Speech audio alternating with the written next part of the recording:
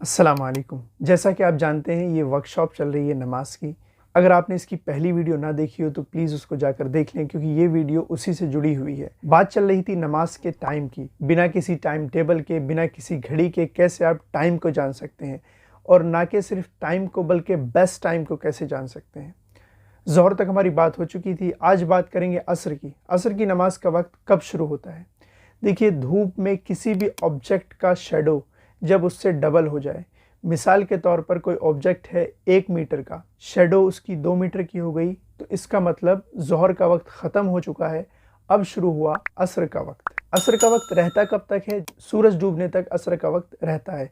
लेकिन नोट, जिस तरह से बैनर्स पे लिखा होता है ना नीचे नोट, इसी तरह से यहाँ पर भी एक छोटा सा नोट ये है कि उसका अफजल वक्त जब तक रहता है जब तक सूरज की जो तपिश है, जो उसकी पावर है, वो कम ना होने लगे। जब वो कम होने लगी, डल होने लगी, उस वक्त असर का अफजल वक्त ख़त्म हो जाएगा और मकरू वक्त शुरू हो जाएगा। यानी उस वक्त अगर कोई शख्स नमाज पढ़ता है और उसने जानबूझकर देर की है तो गुनहगार होगा, लेकिन नमाज अदा हो जाएगी।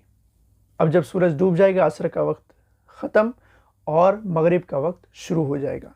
मगरिब का वक्त कब तक रहेगा? जब तक होराइज़न में जो रोशनी होती है वो ख़त्म ना हो जाए।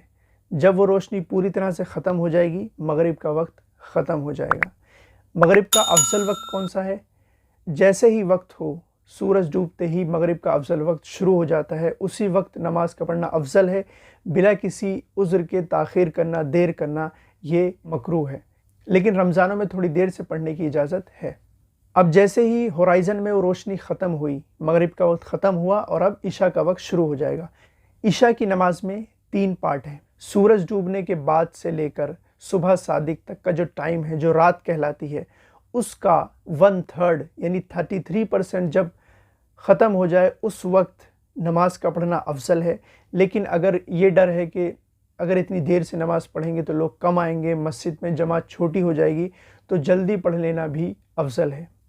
उसके बाद जब 50% रात गुजर जाए, जब तक पढ़ना जायज़ है। 50% रात गुजरने के बाद पढ़ना जायज़ तो है, लेकिन पसंदीदा नहीं है, सवाब में कमी आ जाएगी।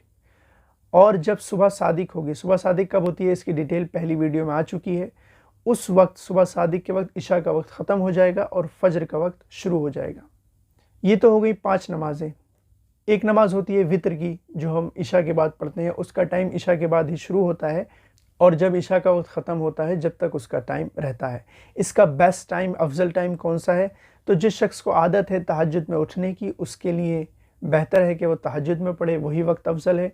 लेकिन जिसको आदत नहीं है वो इशा के बाद ही पढ़ ले, उसके लिए इशा के बाद पढ़ना ही अफजल है। उम्मीद करता हूँ आपको वीडियो समझ में आई होगी। अगर कोई डाउट हो तो कमेंट्स में मुझसे ज़रूर पूछें। अगर वीडियो पसंद आई हो तो वीडियो को लाइक कर दें।